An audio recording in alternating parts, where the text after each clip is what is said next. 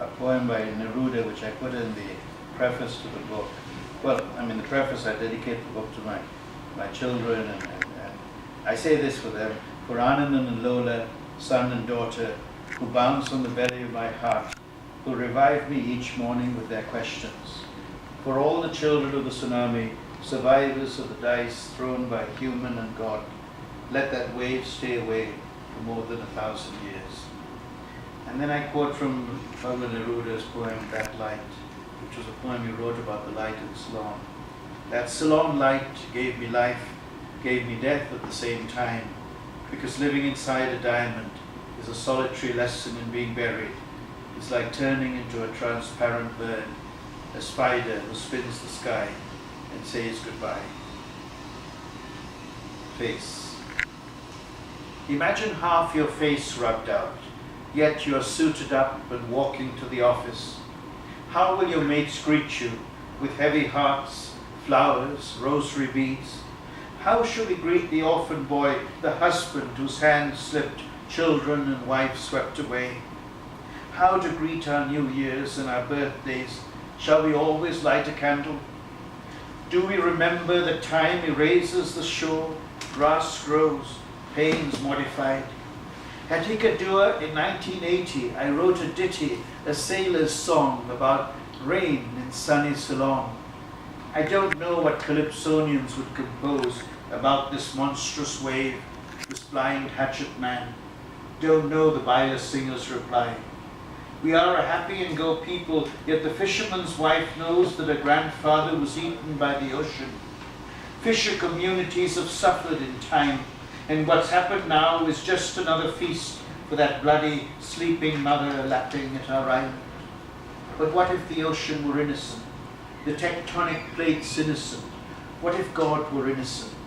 I do not know how to walk upon the beach, how to lift corpse after corpse until I am exhausted.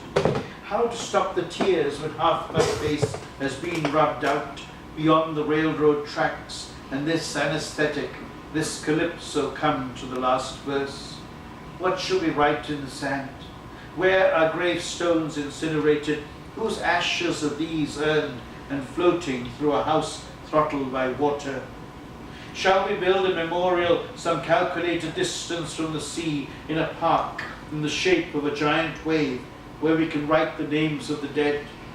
Has the wave lost its beauty, considered now obscene?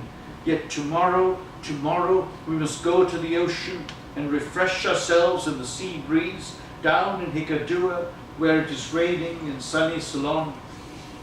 Tomorrow we must renew our vows at sunrise, at sunset. Let us say, the next time the ocean recedes and parrots gawk and flee and restless dogs insist their humans wake up, we will not peer at the revelation of the ocean bed, nor seek photographs.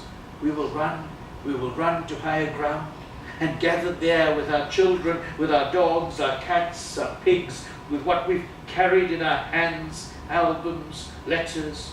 We will make a circle, kneel, sit, stand in no particular direction, and pray, and be silent, and open our lungs, and shout thanks to our gods, thanks to our dogs. The last picture.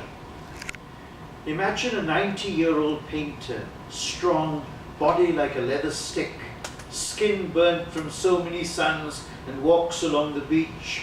A natural philosopher, virile, inspiration for his grandchildren who play in the pools watching small fish the last wave brought in. Imagine a holiday, a full moon, the family back at home, and he finishes his still life. A giant wave, agitated, dirty, the waiting sand.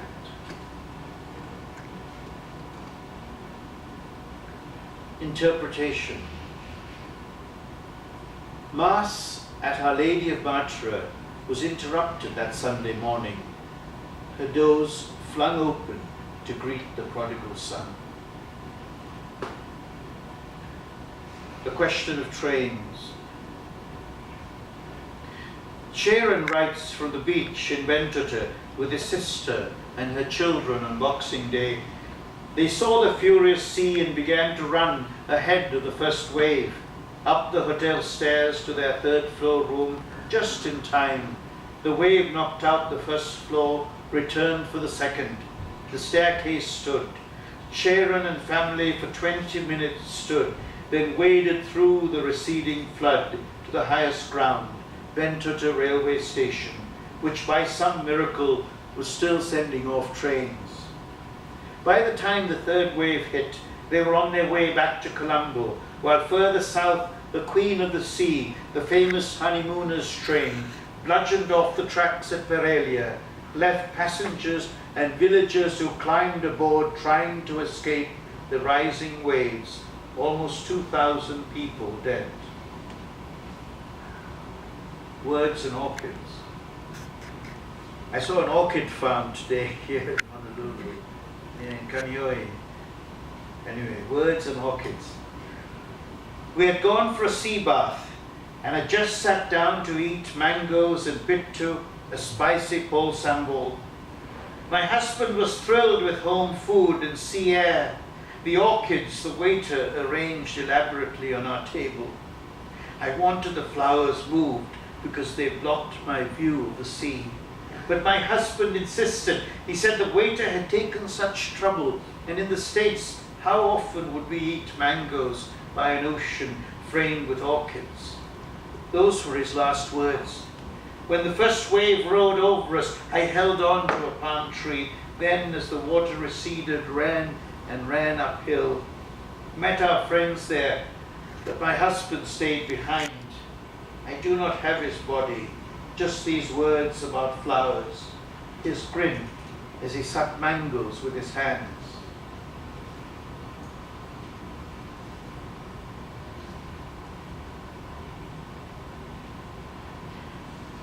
Global village. We stood between lagoon and sea. We live in a global village. Had been watching cricket from New Zealand that morning. Why couldn't somebody warn us? The minister says it was Poya Day, a holiday. Nobody saw the message from Hawaii. What rubbish. If we had known, we could have taken our wives and children on our boats into the middle of the lagoon. They are offering us 30,000 rupees to build here again. What rubbish.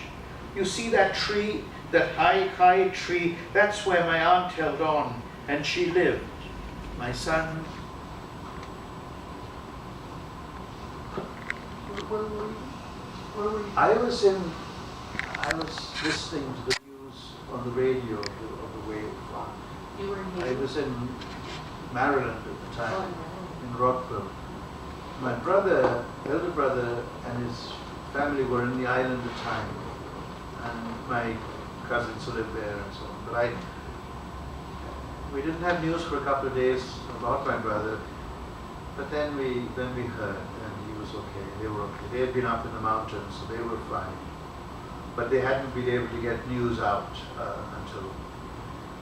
So this is one of the themes in the book, is how wise some families are spared, absolutely. I mean, all of their members are fine, and then another family loses 25 members or 26 members.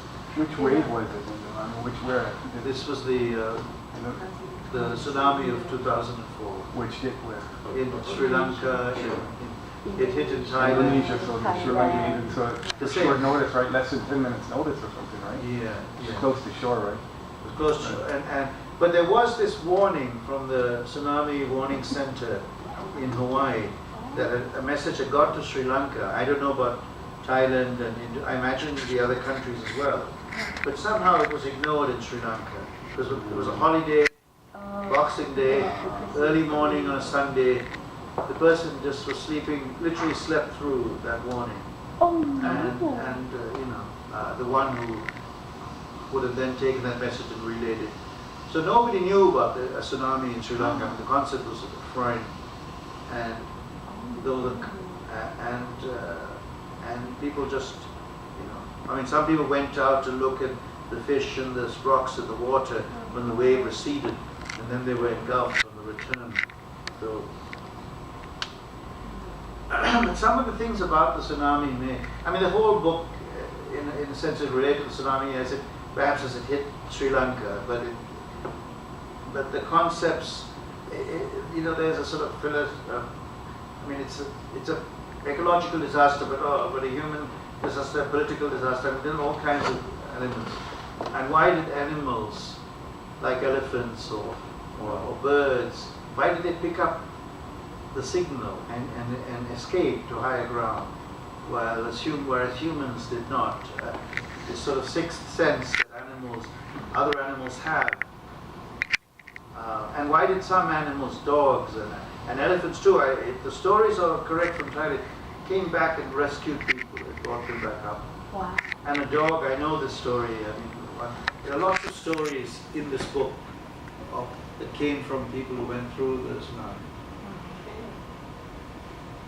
Sorry? Where is my village? Say it again? Where is my village? Where is my village? In your home. Ah, yes. That's in a poem called Fire Department in the Uncivil War. So I will read that, yeah. So I'll read a couple more from Splintered Face, and then I can read from Uncivil War. So let me read a couple more from here, and then I'll turn to the other book. So this one's called Birds. Birds that eat salt hang about cemeteries, forage in abandoned lots. Civil War crows fattened on carnage from roadside bombs. Gorged vultures loping from body to body, picking eyes clean before clambering up into trees that have survived, hanging still over the silent beach. Here's a poem that links the two themes, the Civil War and the tsunami. And so the poem Aisha mentions, which is the poem called Fire Department, I'll pick that out in a minute. And a poem called Silence. Bodies float in my silence. Trees are uprooted. Waves masticate timber. Split roof beams in my silence. Babies tossed into palm fronds. Old man alone on a beach, engulfed by seething mobs of foam and spray in my silence. Moments of clairvoyance, seeing whole populations of islands and coastal wetlands, inlets and lagoons, splits and wedges of sandbars and sandy points, convulsed by churning of dirty grey water, this starfish-laden, fish-spouting sea, turning blue again, slowly in my silence.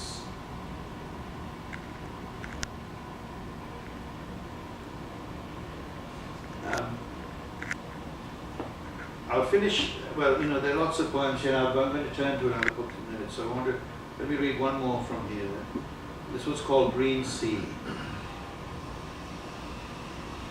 Sea green, not blue, bed full of sand, flotsam sand bodies, waves still unsettled, 20-foot high breakers make fun of the makeshift matted boat setting out for the first time since December 26.